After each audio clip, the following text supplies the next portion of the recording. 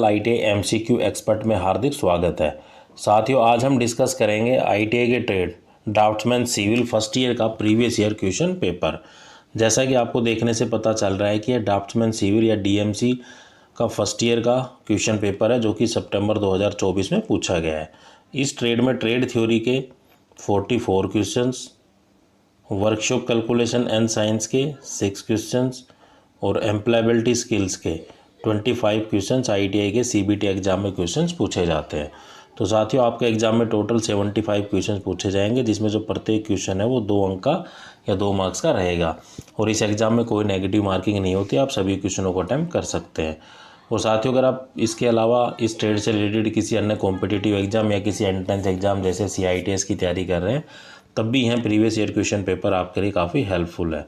क्योंकि trade theory को आपने बुक से चाहे कितनी बारी क्यों ना पढ़ लिया हो, लेकिन जब तक आप MCQ क्वेश्चंस या प्रीवियस ईयर क्वेश्चन पेपर नहीं लगा लेते, तब तक आपको ये आइडिया नहीं लगता है कि एग्जाम में कैसे और किस तरीके से क्वेश्चन पूछे जाते हैं, और इनके अकॉर्डिंग आप अपनी आगामी परीक्षा की तैयारी कर सकते हैं।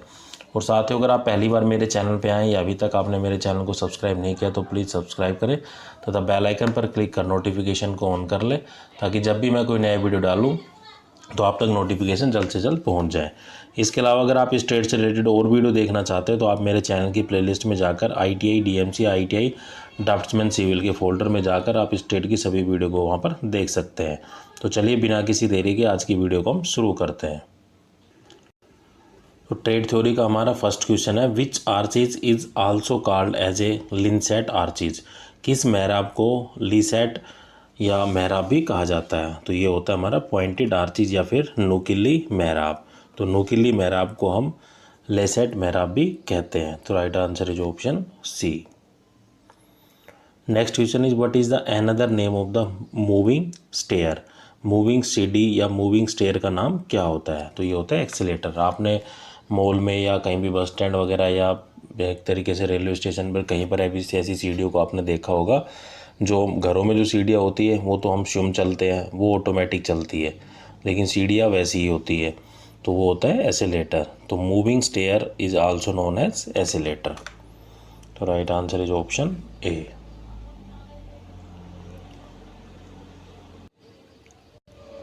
Next question is, what is the name of the centre line layout of highway on ground. Ground पर हाईवे के सेंटर लाइन लेआउट का नाम क्या है? तो ये होता है रोड अलाइनमेंट। तो आपने देखा होगा कि डिफरेंट कलर की मार्किंग की होती है हाईवे के ऊपर या रोड के ऊपर। एक जैसे 2 रोड है, बीच में एक तरीके से येलो लाइन या वाइट लाइन लगा दी जाती है, तो वो किस लिए लगाई जाती है? या साइडों में भी एक पट्टी आपने देखी होगी, तो वो रोड के अलाइनमेंट के लिए लगाई जाती है कि रोड मान लो कहीं पर घूम रहा है, तो वैसे वैसे वो पट्टी भी घूमती रहती है। तो right answer is option A. Next question is, where is the plan is place in the third angle projection. Third angle projection में प्लान को कहाँ रखा जाता है? तो प्लान एक तरीके से हम कह सकते हैं, वो उसको हम बोलते हैं टॉप व्यू। जैसे एलिवेशन को बोलते हैं फ्रंट व्यू, प्लान को बोलते हैं टॉप व्यू। तो थर्ड एंगल प्रोजेक्शन में जो प्लान रखा जाता है वो रखा जाता है अबोव द एलिवेशन या फिर अबोव द फ्रंट व्यू। तो right answer is option C. Next question is, what is the process of removing about the 20 centimeter depth of the soil to a certain area of manufacturing of brick। ईंट के निर्माण के लिए एक निश्चित क्षेत्र से मिट्टी का लगभग 20 सेंटीमीटर गहराई को हटाने की जो प्रक्रिया है उसको क्या नाम दिया जाता है? उसको हम बोलते हैं अनसोइलिंग। तो आपने देखा होगा कि ईंट किसके द्वारा बनती है? मिट्टी के द्वारा बनती है। तो मिट्टी कहाँ से निकाली जाती है? खेतों से निकाली जाती है। तो कितनी गहराई तक निकाली जाती है? एक तरीके से 20 सेंटीमीटर। तो इस प्रक्रिया को हम बोलते हैं अनसोइलिंग। तो ईंट के निर्माण के लिए एक निश्चित क्षेत्र से मिट्टी का लगभग 20 सेंटीमीटर गहराई तक हटाने की प्रक्रिया अनसोइलिंग कहलाती है। तो right answer is option C. Next question is, what is the lintel as shown in the figure. चित्र में दिखाया गया जो लिंटल है वो किस प्रकार का लिंटल है? तो आपको जो चित्र दिखाया गया है, इसमें जो लिंटल यूज किया गया है वो करेक्ट किया गया है RCC, जिसे हम बोलते हैं रीइंफोर्स्ड सीमेंट कंक्रीट। तो right answer is option D. Next question is, what is the name of the part mark as X X shown in the figure. चित्र में दिखाए गए एक्स के रूप में जो चिन्हित भाग का नाम क्या है? तो आप जो चित्र देख पा रहे हैं उसमें एक एक्स पार्ट जो इंडिकेट किया गया है वो है 2 course of the flat tile. दो फ्लैट टाइलों को आपस में बिछाया गया है। मोटी कोर्सेज होता है एक तरीके से मोटी, तो 2 courses of the flat tiles. तो right answer is option B. Next question is what is the name of the part mark as X as shown in the figure. चित्र में दिखाए गए एक्स के रूप में जो चिन्हित भाग है उसका नाम क्या है। तो चित्र में जो आपको जो एक्स भाग दिखाई दे रहा है वो है हमारी निडल बीम। राइट आंसर हो गया option A. Next question is what is the name of the levelling instrument as shown in the figure. चित्र में दिखाए गए लेवलिंग इंस्ट्रूमेंट का नाम क्या है। तो इस लेवलिंग इंस्ट्रूमेंट का जो नाम है वो है हमारा डंपी लेवल। तो right answer is option C. तो डंपी लेवल है जो चित्र में दिखाया गया, इसी का ही दूसरा नाम होता है builder level, and it is also use to determine the difference in height between the point on a surface. किसी सरफेस के ऊपर दो हाइट के बीच में क्या या दो पॉइंट के बीच में कितनी दूरी है या हाइट है, उसका डिफरेंस को मेजर करने के लिए हम डंपी लेवल या फिर बिल्डर लेवल का इस्तेमाल करते हैं। And it is establish as a horizontal plane and it is mainly used to accurate the leveling in the construction and in the land development। तो इसका जो ज़्यादातर उपयोग है वो लेवलिंग के लिए किया जाता है, एक्यूरेट लेवलिंग के लिए, किसके अंदर, कंस्ट्रक्शन या किसी भी निर्माण कार्य या फिर लैंड के डेवलपमेंट के लिए। राइट आंसर हो जाएगा ऑप्शन सी। तो साथियों आप जब भी क्वेश्चन को देखते हो तो वीडियो को पॉज कर खुद से क्वेश्चन को ट्राई किया करो और सभी ऑप्शनों को भी आप जरूर पढ़ा करो। उससे क्या है कि आपकी नॉलेज भी इंप्रूव होगी। जो मैं आपको राइट आंसर बता रहा हूँ वो राइट क्यों बाकी रॉन्ग क्यों है ये अभी आपको पता चल जाएगा। तो मैं इतना मान के चलता हूँ कि आप पहले से ट्रेड थ्योरी को अपनी क्लास में या सेल्फ स्टडी से आप पढ़ चुके हैं। ये जस्ट क्वेश्चन आपकी प्रैक्टिस के लिए और एग्जाम ओरिएंटेड क्वेश्चन है, क्योंकि ITI के CBT एग्जाम में नंबर ऑफ क्वेश्चन हर साल रिपीट होते हैं। आए हुए क्वेश्चन पेपर में से ही लगभग क्वेश्चन आपके एग्जाम में पूछे जाते हैं। अगर आप इस पेपर को भी अच्छे से पढ़कर चले जाते हैं तो आप ITI की CBT एग्जाम में आसानी से पास हो सकते हैं। अगर मैं आपको सभी ऑप्शन पढ़कर बताऊंगा लॉट ऑफ टाइम कंज्यूम होगा और वीडियो काफ़ी लेंथी हो जाएगी। लेंथी वीडियो आपको काफ़ी बोरिंग लगती है। और रिवीजन के लिए अगर आपको इसका PDF चाहिए तो PDF इसका जो लिंक है PDF का जो डिस्क्रिप्शन बॉक्स में मैं आपको प्रोवाइड करा दूंगा, वहाँ से PDF को डाउनलोड कर सकते हैं। Next question is the What benchmark is established for a short duration such as at the end of the day work। छोटी अवधि के लिए क्या बेंचमार्क स्थापित किया गया है, जैसे कि एक दिन के काम के अंत में। मान लो कोई कंस्ट्रक्शन का कार्य चल रहा है, आज का कार्य जो मान लें जिस भी शिफ्ट में कार्य हुआ, मान लें 9 से 5 हुआ, तो 5 बजे जैसे आप वर्क को ख़त्म करेंगे तो एक टेम्परेरी बेंचमार्क लगा दिया जाता है ताकि वहीं से आप कल शुरू करें। तो छोटी अवधि के लिए टेम्परेरी बेंचमार्क को स्थापित कर दिया जाता है जैसे ही एक दिन का अंत होता है। तो right answer is option B. Next question in the which method of the contour is suitable for small and the low undulating area. छोटे और कम लहरदार क्षेत्र के लिए समुच्चय की कौन सी विधि उपयुक्त होती है। तो छोटे और कम लहरदार क्षेत्र के लिए जो बाई स्क्वायर मेथड है वो परफेक्ट होता है या ये विधि काफ़ी उपयुक्त होती है। तो right answer is option A. Next question is what is the first aid to the given to stop the bleeding to the victim. पीड़ित के रक्त रसाव को रोकने के लिए या रक्तस्राव को रोकने के लिए जो दी जाने वाली प्राथमिक चिकित्सा क्या है। तो आप कहीं पे भी वर्कशॉप किसी इंडस्ट्री के अंदर काम कर रहे हैं कि कार्य को करते समय आपको अगर मान लो चोट लग जाती है और आपका खून है वो निकल रहा है, तो जहाँ से खून निकल रहा है वहाँ पर हमें या तो अपने हाथ से या किसी भी साफ़ कपड़े से, क्लीन क्लॉथ से उसको अपने प्रेशर के साथ में दबाना है ताकि जो ब्लीडिंग है वो बाहर ना या खून है वो बाहर ना निकले। अगर आपको चोट कहीं ज़्यादा लगी है या किसी व्यक्ति को ज़्यादा लगी है तो आप फर्स्ट एड देकर उसको हॉस्पिटल में एडमिट करा सकते हैं। नहीं तो इमीडिएट जो एक्शन होता है वो यही होता है, कहीं से भी खून निकलता है तो उसी पॉइंट को दबा दिया जाता है। तो applying pressure over the injured portion, घायल हिस्से पर दबाव लागू करें। तो right answer is option B. Next question is how the lift is powered. Lift को कैसे संचालित किया जाता है। तो लिफ्ट को संचालित करने के लिए हम इलेक्ट्रिकल मोटर्स का इस्तेमाल करते हैं। तो लिफ्ट को अप करना है, लिफ्ट को डाउन करना है, तो लिफ्ट को चलाने के लिए, संचालित करने के लिए हम इलेक्ट्रिकल मोटर्स का इस्तेमाल करते हैं। तो right answer is option A. Next question is what is the maximum span for a single joist timber floor. एकल जोइस्ट लकड़ी के फर्श के लिए जो अधिकतम अवधि है वो कितनी होती है। तो the maximum span of a single joist timber floor is 3.6 metre. तो right answer is option B, sorry option D. Next question is what is the name of the scale as shown in the figure. चित्र में दिखाए गए scale का नाम क्या है। तो आप जो चित्र में जो स्केल देख पा रहे हैं, फूटा देख पा रहे हैं, उसका नाम बताना है आपको कि स्केल है वो कौन सा स्केल है। तो ये हमारा वर्नियर स्केल। तो right answer is option D.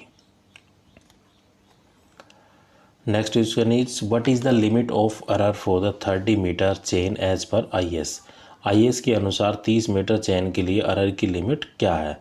तो एरर की जो लिमिट होती है वो होती है ±8 मिलीमीटर। ये स्टैंडर्ड होता है 30 मीटर चेन के लिए। मतलब इसकी अगर मैक्सिमम वैल्यू पूछा जाए तो 38 हो सकती है और मिनिमम वैल्यू 22 हो सकती है। तो इसकी रेंज जो बनेगी वो बनेगी 22 से लेकर 38 तक।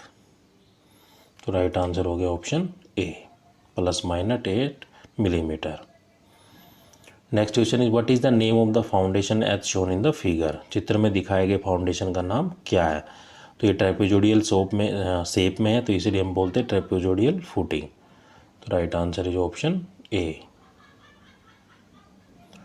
Next question is what is the name of the carpentry joint as shown in the figure. आकृति में दिखाए गए कारपेंट्री जॉइंट का नाम क्या है। तो कारपेंट्री जॉइंट क्या होता है कि मान लो दो लकड़ी के पीस है, एक ये है एक ये, इनको आपस में किस तरीके से जोड़ा जाता है वो कहलाता है कारपेंट्री जॉइंट। तो इनको जो पीसों को आपस में जोड़ा गया तो इस तरह के जो जॉइंट होता है उसको हम बोलते हैं splayed joint.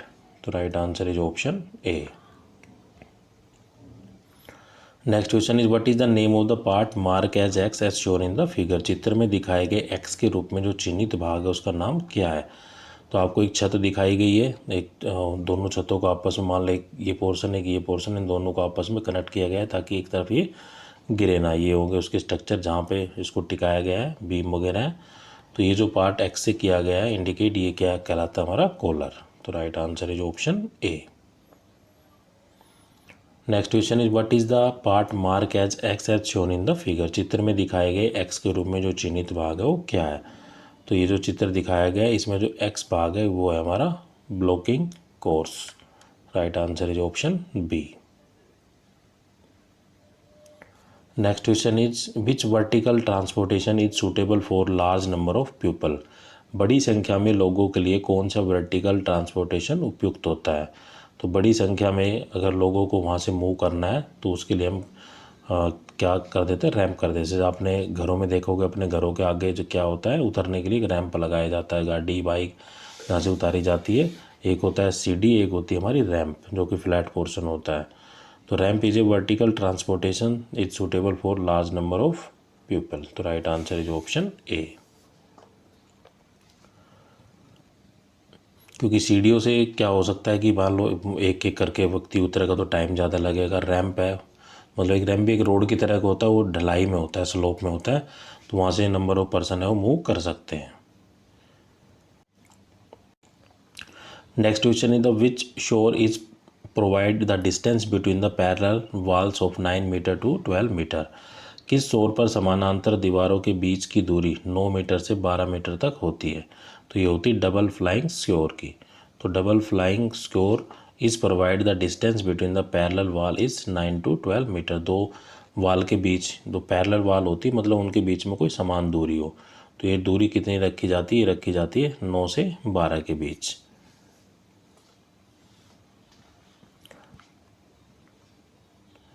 Next question is which structure of the shank throw the water to the ground to exclude the water during the evacuation of foundation. Foundation की खुदाई के दौरान पानी को बाहर निकालने के लिए कौन से स्ट्रक्चर को पानी या ज़मीन में डुबोया जाता है। तो फाउंडेशन की खुदाई के बाद पानी को बाहर निकालने के लिए जो कैशन स्ट्रक्चर होता है उसको पानी या ज़मीन में डुबोया जाता है। तो right answer is option A. Next question is what is the duty of the draughtsman. Draughtsman का जो मूल कर्तव्य है वो क्या होता है।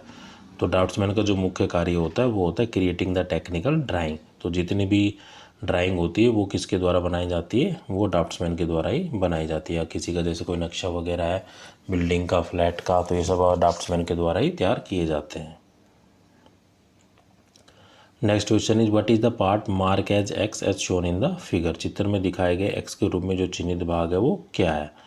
तो चित्र में जो दिखाया गया है एक्स पार्ट वो है हमारा फ्रिज। तो right answer is option B. Next question is what is the name of the drawing instrument as shown in the figure. चित्र में दिखाए गए ड्राइंग इंस्ट्रूमेंट का नाम क्या है। तो ये हमारी प्रोटेक्टर।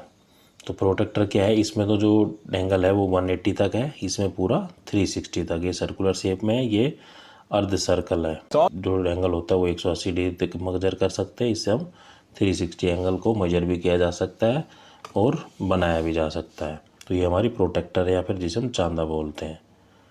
तो right answer is option C. तो मेन यूज़ होता है प्रोटेक्टर का टू ड्रा द एंगल या to measure the angle. Angle को माप भी सकते हैं और एंगल को बना भी सकते हैं। Next question is what is the property of the material to absorb the water vapour from the air. वायु से जल वाष्प को अवशोषित करने का जो पदार्थ का गुण है वो क्या कहलाता है। तो ये कहलाती है हमारी हाइग्रोस्कोपसिटी या आर्द्रता ग्राहिता।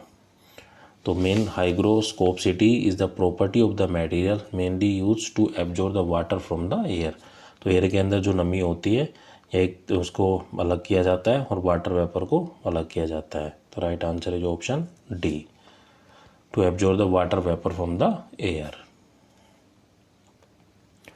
Next question is what is the Rankine formula to determine the ultimate bearing capacity of soil. मिट्टी की अल्टीमेट बेयरिंग कैपेसिटी निर्धारित करने का जो रैंकाइन जो फार्मूला है वो क्या है। वो होता है R0 + 1 + साइन थीटा का square divide by 1 - sine theta का स्क्वायर। तो right answer is option A. Next question is what is the super impose load use for residential and the hospital building. आवासीय और अस्पताल भवनों के लिए उपयोग किए जाने वाले सुपर इम्पोज लोड कितना होता है। तो आवासीय और अस्पतालों भवन के जो उपयोग किए जाने वाला जो सुपर इम्पोज लोड होता है वो होता है 250 किलोग्राम पर मीटर स्क्वायर। तो स्टैंडर्ड डाटा होते हैं, रिसर्च के बाद ही निकाले जाते हैं, तो इनको हमें मेमोराइज ही करना होता है। Next question is which survey is more suitable for filling the various detail between the station by fixing by triangulation. Triangulation द्वारा निर्धारित स्टेशनों के बीच विभिन्न विवरण के लिए कौन सा सर्वे हो सबसे उपयुक्त होता है। तो ये होता है हमारा प्लेन टेबल सर्वे। तो plane table survey is most suitable for filling the various detail between the station fix by the triangulation. जो त्रिकोणीय विधि के द्वारा जो प्लेन टेबल सर्वे होता है। प्लेन टेबल सर्वे में क्या होता है कि ग्राफ एक तरीके से ग्राफिकल मेथड होता है of surveying where field work and plotting are done simultaneously. जैसे कि आपने देखा होगा कि जो गांव में ज़मीन वगैरह नापने आते हैं पटवारी, तो मेजरमेंट भी करते रहते हैं और साथ में उसकी ड्राइंग भी बनाते रहते हैं। तो दोनों काम एक साथ होता है, सर्वे भी हो रहा है, फील्ड वर्क भी हो रहा है, प्लॉटिंग भी हो रही है। प्लॉटिंग का मतलब होता है ड्राइंग बनाना या कोई भी चीज़ को दर्शाना। So it is a graphical method of surveying where field work and plotting work are done simultaneously. Next question is what is the scaffolding used for painting, pointing while washing and maintenance work। धोने और रखरखाव के काम के दौरान painting इंगित करने और उसके उपयोग किया जाने वाला जो स्कैफोल्डिंग है वो क्या कहलाता है। तो ये कहलाती है हमारी सस्पेंडेड स्कैफोल्डिंग। स्कैफोल्डिंग ऐसा होता है, मान लो जब हम घर बनाते हैं तो मान लो कोई किसी भी हाइट तक हमने दीवार को चीना, जितनी व्यक्ति की हाइट होती है, उसके बाद क्या है कुछ लकड़ियों का सपोर्ट दिया जाता है। वो लकड़ी की भी हो सकती है, लोहे की भी हो सकती है, उसको हम बोलते हैं मचान। तो मचान एक अस्थायी संरचना है जो आमतौर पर धातु या लकड़ी की बनी होती है, जिसका उपयोग इमारतों या अन्य संरचनाओं के निर्माण, रखरखाव या मरम्मत के दौरान श्रमिकों और उसके रिलेटेड जो सामग्री होती है उसको सहारा देने के लिए किया जाता है। तो ऐसा इसलिए किया जाता है क्योंकि जब हम दीवार को कंस्ट्रक्ट करते हैं, बनाते हैं, तो जितनी व्यक्ति की हाइट होती है उससे तक तो हो जाता है। अगर उससे ऊपर हमें कंस्ट्रक्शन करनी है तो वहाँ पर हमें मचान की आवश्यकता होती है। तो मचान एक अस्थायी संरचना है, कोई परमानेंट नहीं है। जिसे आमतौर पर यह लकड़ी की भी हो सकती है और मेटल की भी हो सकती है, जिसका उपयोग किसी भी इमारत, किसी भी बिल्डिंग या किसी अन्य संरचनाओं का कंस्ट्रक्ट करना हो, उसका रखरखाव करना हो या किसी की मरम्मत करनी हो, इसके दौरान श्रमिक उसके ऊपर चढ़ रहे अपनी सामग्री लेकर जाते हैं और कर देते हैं। जैसे कि आपने देखा होगा जब भी हम घरों में जो पेंट वगैरह कराते हैं तो मचान के द्वारा ही किया जाता है। तो वो क्या करता है, कारीगर या जो श्रमिक होता है अपने पेंट को और पेंट ब्रश को अपने साथ में ले जाता है और वहाँ पर पेंट करता है। तो ये मचान उसको क्या है कि सपोर्ट प्रोवाइड कराती है, मतलब सहारा देती है उसको। तो राइट आंसर हो जाएगा option D, suspended scaffolding. Next question is what does the factor 1:1 represent. तो फैक्टर 1:1 है वो क्या दर्शाता है, तो ये दर्शाता है हमारा फुल स्केल। तो राइट आंसर है जो ऑप्शन ए। नेक्स्ट क्वेश्चन है the which type of the windows are controlled by pulling the metal weight. किस प्रकार की खिड़कियों या खिड़कियां को मेटल के भार से खींचकर नियंत्रित की जाती है, तो ये की जाती है हमारी double hang pivoted window. Double hang pivoted window is a type of window that are control by pulling the metal weight. तो right answer is option A. Next question is what is the name of the roof as shown in the figure. चित्र में दिखाई गई roof का नाम क्या है। तो चित्र में आप जो रूफ देख पा रहे हैं, छत देख पा रहे हैं, तो इसका नाम होता है हमारा एक तरीके से नॉर्थ लाइट रूफ। तो इस तरह की जो छत को हम बोलते हैं नॉर्थ लाइट रूफ या नॉर्थ लाइट छत। Next question in which dimension are drawn in a plane of contour. Contour plan में कौन सा डायमेंशन है वो बनाए जाते हैं। तो कंटूर प्लान के अंदर जो डायमेंशन बनाए जाते हैं वो बनाई जाती है हॉरिजॉन्टल डायमेंशन। तो right answer is option D. Next question is what is the name of the door as shown in the figure. चित्र में दिखाए गए डोर का नाम क्या है। तो जो आपको जो दरवाज़ा दिखाई दे रहा है ये वाला, तो ये किस तरह का दरवाज़ा है, तो इस तरह के दरवाजे को हम बोलते हैं लूवर्ड डोर। तो लूवर्ड डोर क्या होता है कि it is form with an arrangement of the horizontal blade called the louvered that either partially cover the door or cover entirely. तो राइट आंसर इज ऑप्शन। तो आपने देखा होगा कि जैसे ऐसी पट्टियाँ लगी होती खाली सी, कुछ हवा का पोर्शन होता है ताकि हवा आती रहे, इस तरीके की जो जालियाँ होती, इस तरह के जो दरवाजे को हम बोलते हैं लूवर्ड डोर। तो right answer is option B. Next question is what is the principle of survey. Survey का जो सिद्धांत है वो क्या है। तो सर्वे का सिद्धांत होता है वो होता है work from whole to the part, जो होल से पार्ट तक कार्य करना। तो ये कहलाता है principle of the survey. Right answer is option B, मतलब बड़े पार्ट से छोटे पार्ट की तरफ मूव करना। Next question is what is the sum of the interior angle of pentagon. किसी पंचभुज के जो आंतरिक कोणों का योग है वो कितना होता है। तो sum of the internal angle of the pentagon, इसका एक सूत्र होता है, फॉर्मूला होता है, वो होता है n-2 इंटू में 180। तो यहाँ पेंटागन की बात हो रही, तो पेंटागन में नंबर ऑफ साइड कितनी होती 5, तो n की वैल्यू को 5 रख देंगे हम। तो n माइनस ये मतलब 5-2 3 इंटू में 180, तो कितना आ गया 540। Right answer is option D. तो किसी भी उसका शेप का हम निकाल सकते हैं, जैसे पेंटागन में 5 होती है, हेक्सागन में 6 होती है, हेप्टागन में 7 होगी, ऑक्टागन 8, नैनोगन 9, डेकागन 10। तो इसी तरीके से किसी का भी आपसे पूछ सकता है। तो पेंटागन मतलब 5 साइड, फॉर्मूला यही रहेगा n-2 इंटू में 180। Next question is what is the name of the term that is in the formation of the dark hard ring in the wood. उस टर्म का नाम बताइए जो लकड़ी के डार्क हार्ड रिंग का निर्माण करती है। तो ये कहलाती है हमारी नोटिंग। तो नोटिंग इज द टर्म या name of the term that is inform the dark hard ring in the wood. तो आपने देखा होगा कि मान लो कोई लकड़ी है, लकड़ी के ऊपर क्या हो कुछ उभरा हुआ पोर्शन होता है, उसको हम बोलते हैं नोट, मतलब या गांठ बोला जाता है उसको एक तरीके से। जो उभरा हुआ पोर्शन होता है बिल्कुल छोटा सा लकड़ी के ऊपर रिंग के फॉर्म में, तो उसको बोलते हैं नोटिंग या फिर एक तरीके से उभरा हुआ portion. Next question is which is a form of disintegrated rock as a building material. भवन निर्माण सामग्री के रूप में विघटित चट्टान का एक रूप कौन सा है। तो भवन निर्माण सामग्री के रूप में विघटित चट्टान का जो एक रूप है वो है मुर्रम। तो right answer is option C. Next question is what is the purpose of switch in electrical circuit. विद्युत सर्किट में स्विच का उद्देश्य क्या है। तो सर्किट जो एक तरीके से हम कह सकते हैं इलेक्ट्रिकल सर्किट में जो स्विच का जो मेन उपयोग होता है, जैसे घरों में मान लो फैन को ऑन करना है तो उससे क्या होता है कि करंट का फ्लो हो जाता है, करंट ऑफ करते हैं तो करंट का फ्लो ख़त्म हो जाता है, इसलिए बंद हो जाता है। तो मेनली टू स्टार्ट और stop the flow of the current, current के फ्लो को स्टार्ट और स्टॉप करने के लिए हम स्विच का उपयोग करते हैं इलेक्ट्रिकल सर्किट में। तो right answer is option A. Next question है the which lime is use in the construction of the masonry. चिनाई के कार्यों के लिए किस चूने का उपयोग किया जाता है। तो चूने की अपनी अपनी क्लासेस होती है 1 2 3 4 इस तरीके से, मतलब किस बेस्ट क्वालिटी का ग्रेडिंग के आधार निर्धारित कर दी जाती है क्लास की। तो चिनाई के कार्यों में जो चूने का इस्तेमाल करते हैं वो करते हैं क्लास 3 का। तो right answer is option C. Next question is what is the defect due to the seasoning of the timber as shown in the figure. चित्र में दिखाए गए टिम्बर में सीजनिंग के कारण क्या दोष होते हैं।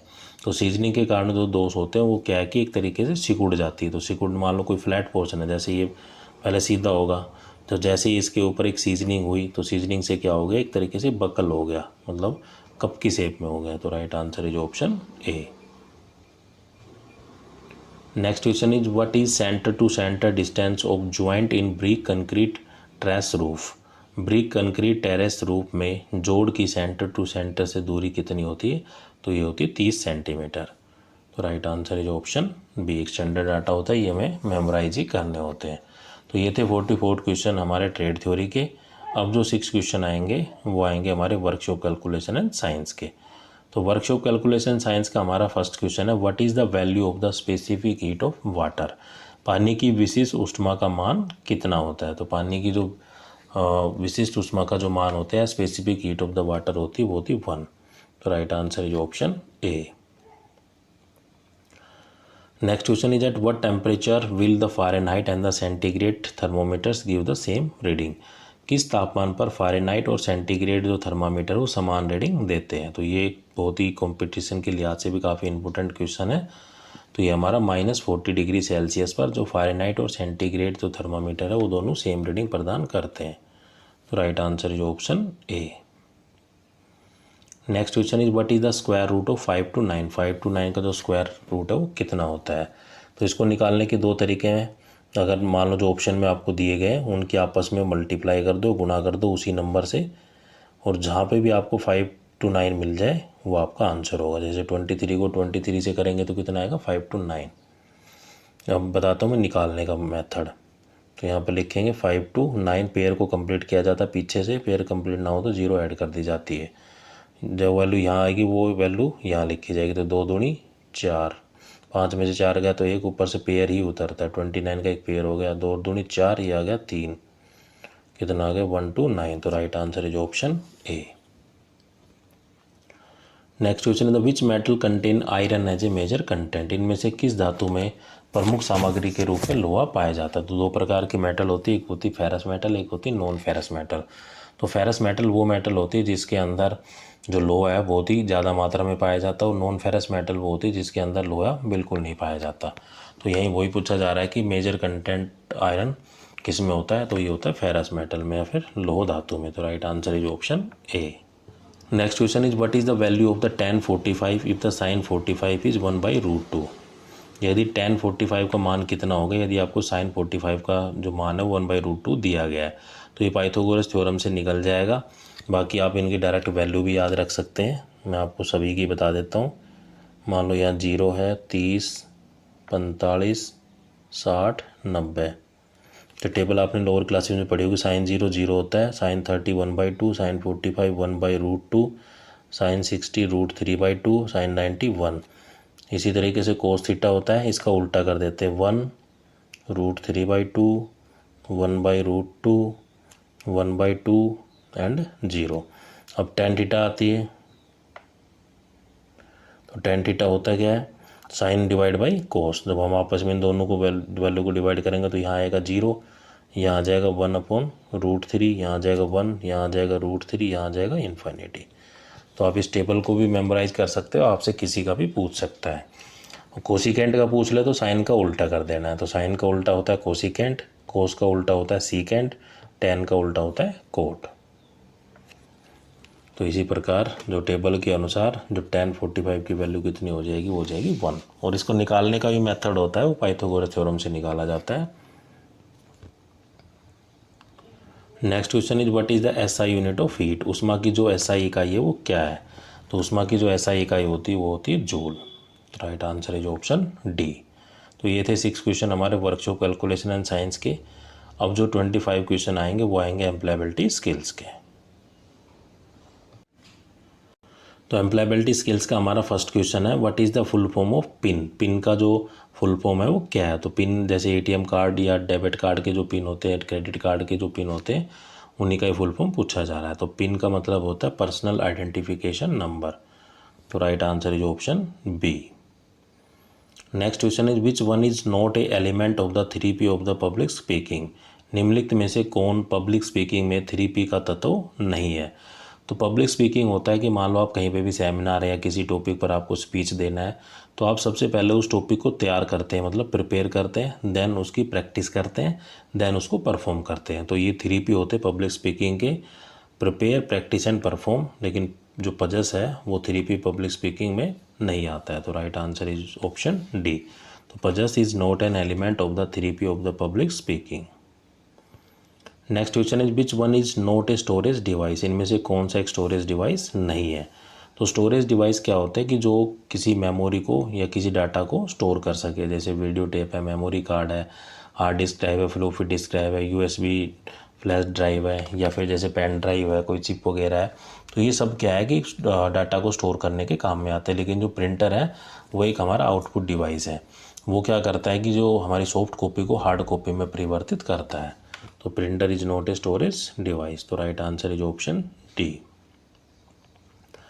Next question is which among the flowing is not an online payment application. निम्नलिखित में से कौन एक ऑनलाइन भुगतान आवेदन नहीं है। तो ऑनलाइन पेमेंट होती है जब हम एक खाते से दूसरे खाते में एक मतलब भेजते हैं रुपए को ऑनलाइन या किसी ऐप के माध्यम से। तो ये गूगल पे भी हो सकता है, भीम पे हो सकता है, या पेटीएम वगैरह, फ़ोन पे, या बैंकिंग की एप्लीकेशंस होती है अपने अपने बैंक की।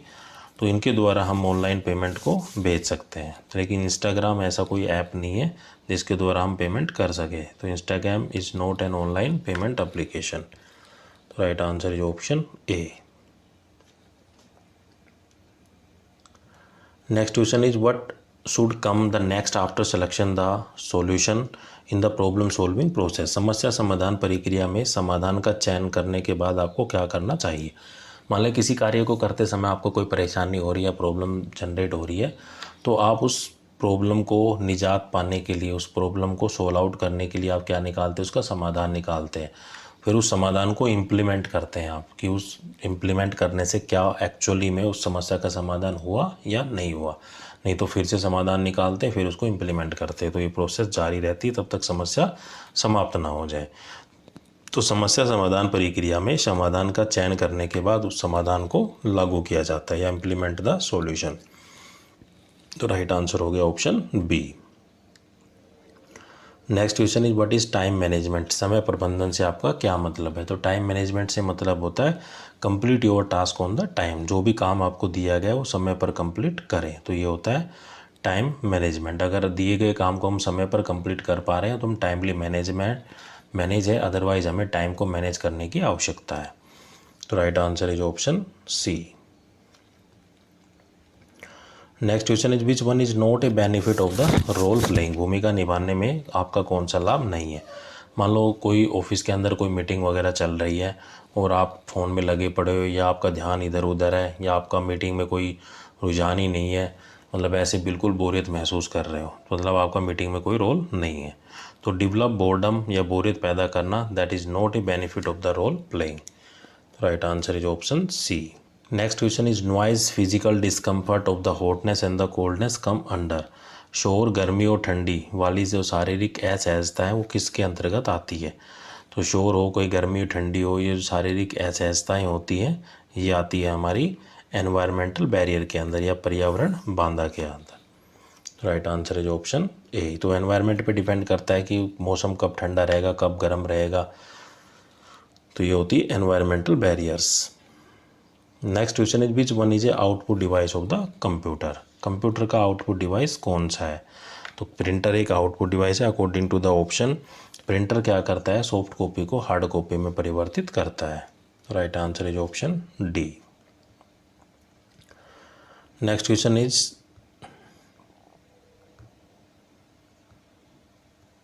ए dash person is someone who work for a person and organisation and get paid for that work. एक व्यक्ति है जो किसी व्यक्ति या संगठन के लिए कार्य करता है और उस काम के लिए भुगतान करता है, तो उसको क्या कहा जाता है? उसको कहा जाता है नियोजित मजदूरी या फिर वेज एम्प्लॉय। मान लो एक पर्सन है, किसी की गाड़ी चलाता है, कार चलाता है, तो वो उसके एक पर्टिकुलर व्यक्ति के लिए कार्य कर रहा है। अगर वही व्यक्ति किसी इंडस्ट्री में काम करता है तो वो एक ऑर्गेनाइजेशन के लिए कार्य कर रहा है और उस काम के बदले उसको भुगतान दिया जाता है, उसी को हम बोलते हैं सैलरी या फिर वेज। तो राइट आंसर हो जाएगा ऑप्शन बी या वेज एम्प्लॉयड, नियोजित मजदूरी। Next question is what is the shortcut is use to save the word file into the MS Word. MS Word में किसी भी वर्ड फाइल को सेव करने के लिए जो शॉर्टकट कुंजी है वो क्या होती है? तो एमएस वर्ड में किसी भी फाइल को अगर सेव किया जाता है तो सेव करने के लिए जो शॉर्टकट कुंजी होती है वो होती है Ctrl+S। तो right answer is option D. तो जनरली आपके जो एग्जाम में पूछी जाती है वो पूछी जाती है Ctrl+C, Ctrl+V, Ctrl+X, Ctrl+A। तो Ctrl+C होता है कॉपी के लिए, Ctrl+V होता है पेस्ट के लिए, Ctrl+X होता है कट के लिए, Ctrl+A होता है सेलेक्ट ऑल के लिए और Ctrl+S होता है सेव के लिए। तो इन पांचों में से आपके एग्जाम में जनरली पूछी जाती है। तो right answer is option D. Next question is what is the full form of GST. GST का जो पूर्ण रूप है वो क्या है? तो जीएसटी का जो पूर्ण रूप होता है या फुल फॉर्म होता है वो होता है goods and service tax. Right answer is option B. Next question is NAPS stand for. NAPS का मतलब क्या है? तो नैप्स का मतलब होता है national apprenticeship promotion scheme. NAPS stand for national apprenticeship promotion scheme. तो right answer is option A. Next question is choose the correct punctuation mark after the word Rohan in the given sentence. एक वाक्य दिया गया है जिसमें रोहन के बाद हमें सही विराम चिन्ह चुनना है कि क्या विराम चिन्ह आएगा। तो सेंटेंस है Rohan, David and Ram and playing hide and seek. तो जब भी मान लो कुछ नाम होते हैं तो हर नाम के बीच में कोमा लगाया जाता है और लास्ट में एंड का प्रयोग किया जाता है। तो Rohan comma David and Ram are playing hide and seek. अगर और नाम होते तो ऐसी तरीके से कोमा हम लगाते हुए चलते, तो कोमा बोलते हैं हम अल्प विराम। तो जो पंक्चुएशन मार्क हम यूज करेंगे वो करेंगे कोमा या फिर अल्प विराम। तो right answer is option B. Next question is the gender stereotype can be. जो लिंग रूढ़िवादिता वो हो सकता है। तो लिंग रूढ़िवादिता हो सकता है वो हार्मफुल भी हो सकता है और हार्टफुल भी हो सकता है। तो right answer is option C, वो हानिकारक या फिर दुखदायी दोनों हो सकता है। Next question is dash is a brief statement about the purpose and the principle of the constitution. जो संविधान के उद्देश्य और सिद्धांतों के बारे में संक्षिप्त विवरण है, तो ये होती है हमारी प्रीम्बल या फिर प्रस्तावना। तो the preamble is a brief statement about the purpose and the principle of the constitution. प्रस्तावना संविधान के उद्देश्य और सिद्धांतों के बारे में संक्षिप्त विवरण होता है। अपने लोअर क्लासेस की बुकों में देखा होगा कि जो प्रस्तावना का एक छोटा सा फ्रंट पेज के ऊपर दिया जाता है। तो प्रस्तावना संविधान के उद्देश्य और सिद्धांतों के बारे में एक संक्षिप्त विवरण होता है। तो right answer is option A. Next question is you withdrawn a ₹500 from the ATM, then ATM machine give out you 5000 and which of the following would be the ethical correct. आप ATM मशीन में जाते 500 रुपये निकालते हैं लेकिन ATM machine आपको 5000 रुपये देती है, तो आपका इनमें से कौन सा नैतिक कार्य होगा? तो ऐसा अगर कोई प्रॉब्लम हो रही है, आप 500 रुपये निकालने जाते हैं लेकिन ATM मशीन आपको 5000 रुपये दे रही है, तो आप जिस बैंक का ATM उस बैंक में जाएंगे और कंप्लेंट रजिस्टर करेंगे कि आपके जो ATM में ये समस्या, इस प्रकार की समस्या आ रही है। तो ये आपका एक तरीके से नैतिक कार्य होगा। तो राइट आंसर हो जाएगा option C, make a complaint या शिकायत दर्ज करें। Next question is which one of the following is a good office etiquettes. निम्नलिखित में से कौन सा एक अच्छा कार्यालय शिष्टाचार माना जाता है?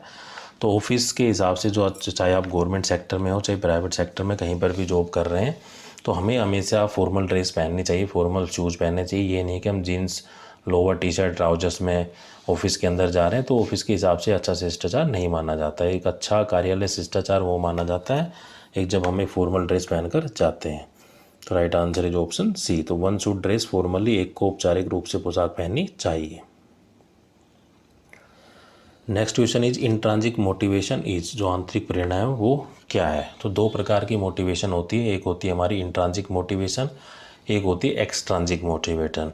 तो इंट्रांजिक मोटिवेशन क्या है कि कोई भी व्यक्ति जब हमें किसी भी चीज़ के लिए मोटिवेट करता है तो हमारे एकदम दिल पे लगती है और हम उस चीज़ को प्रति सोचते हैं और उस काम को करते हैं। तो वो ज़्यादा देर तक टिकती है, मतलब इंट्रिंसिक मोटिवेशन ज़्यादा देर तक टिकी या फिर लॉन्ग लास्टिंग होती है। तो right answer is option A. Next question is what is mindfulness. Mindfulness क्या है? तो माइंडफुलनेस का मतलब है कि दो व्यक्ति जब आपस में बात कर रहे हैं तो एक व्यक्ति कुछ बोल रहा है लेकिन दूसरा व्यक्ति अपने फ़ोन में लगा हुआ है या इधर उधर ध्यान है उसकी बातों में, मतलब उसको कोई इंटरेस्ट नहीं है, तो इसका मतलब होता है वो फुल्ली प्रेजेंट वहाँ पर नहीं है। उसका मतलब होता है नॉन फुल माइंडनेस। माइंडफुलनेस का मतलब होता है वो फुल्ली प्रेजेंट है, मतलब एक ऐसा व्यक्ति जब हम दो आपस में बात कर रहे हैं तो हमारी बातों को अच्छे से सुन रहा है, जवाब भी दे रहा है, तो वो होता है, इसका मतलब वो फुल्ली प्रेजेंट है, हमारी बातों में वो इंटरेस्ट ले रहा है, हमसे बात कर रहा है। तो it is ability to be fully present in a moment, यह एक पल भर में पूरी तरह से उपस्थित होने की क्षमता को दर्शाता है। Right answer is option A. Next question is which one is A passivise sentence. जो आपने इंग्लिश ग्रामर में पढ़ा होगा एक्टिवाइज और पैसिवाइज सेंटेंस, एक्टिवाइज को पैसिवाइज में, पैसिवाइज को एक्टिवाइज सेंटेंस में चेंज करना भी सीखा होगा। तो जब भी हम किसी भी एक्टिवाइज सेंटेंस को पैसिवाइज सेंटेंस में जब चेंज करते हैं तो उसके आप लास्ट में देखा होगा कि बाई का प्रयोग किया जाता है। तो यहाँ पर केवल एक ऐसा सेंटेंस है, her birthday was celebrated by us, वही एक ऐसा सेंटेंस है जहाँ पर बाई का प्रयोग किया गया है और ऑप्शन में कोई बाई का प्रयोग नहीं किया गया है, तो इसलिए यही ओनली हमारा पैसिवाइज सेंटेंस है। तो right answer is option A. Next question is a computer network that span A regional, national and global area is called. Computer network जो एक क्षेत्रीय, राष्ट्रीय और वैश्विक स्तर तक फैला होता है उसे क्या कहा जाता है? तो एक ऐसा कंप्यूटर का नेटवर्क जो एक क्षेत्रीय, राष्ट्रीय और वैश्विक स्तर तक फैला होता है उसको हम बोलते हैं वैन या फिर वाइड एरिया नेटवर्क। उसकी फुल फॉर्म होती है वाइड एरिया नेटवर्क। ये कैन होता है सिटी एरिया नेटवर्क, लैन होता है लोकल एरिया नेटवर्क, मैन होता है मेट्रोपॉलिटन एरिया नेटवर्क, इसी तरीके से पैन होता है पर्सनल एरिया नेटवर्क। तो आपके एग्जाम में जनरली इनकी फुल फॉर्म भी पूछी जाती है। तो वैन stand for wide area network, CAN stand for city area network, LAN stand for local area network, MAN stand for metropolitan area network, PAN stand for personal area network, जैसे Bluetooth के द्वारा connect किया जाता है network को। तो right answer हो गया हमारा ऑप्शन ए।